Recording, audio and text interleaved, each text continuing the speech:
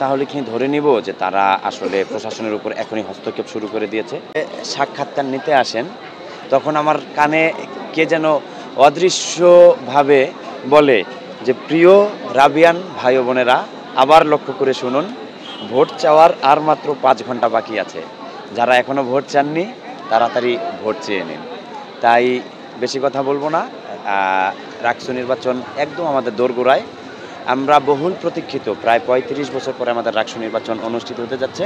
আমরা মনে করি আমরা এই নির্বাচনে যারা প্রার্থী এবং নির্বাচনে যারা ভোটার, অথবা এই নির্বাচনে যারা বিভিন্ন দায়িত্ব পালন করবে, আমরা ইতিহাসের অংশ এক একজন।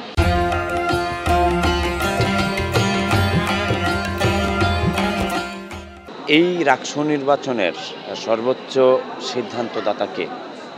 নির্বাচন কমিশন। যেখানে নির্বাচন কমিশন বলছে যে এটি আচরণবিধির লঙ্ঘন, সেখানে তারা একটি ছাত্র সংগঠন হয়ে তারা কিভাবে বলে এটি ছাত্র সংগঠনের এই নির্বাচনের আচরণবিধির লঙ্ঘন না?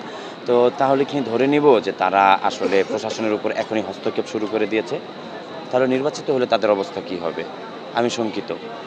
আর ঢাকা বিশ্ববিদ্যালয় কি হয়েছে আমি জানি না। ঢাকা বিশ্ববিদ্যালয় আলাদা, রাজশাহী বিশ্ববিদ্যালয় আমরা নিজস্ব, আমরা স্বাধীন চেতা, আমরা স্বায়ত্তশাসিত বিশ্ববিদ্যালয়ের শিক্ষার্থী।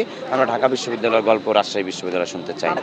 আমাদের যদি কেউ আচরণবিধি লঙ্ঘন করে থাকে আমরা অবশ্যই সেটির ব্যবস্থা নিব। আমরা তারা নির্বাচন কমিশন যদি তাদেরকে কোনো শাস্তিমূলক আচরণ দেয়, সুস্পষ্ট আচরণবিধির প্রমাণ সাপেক্ষে, আমরা তা মাথা পেতে নেব।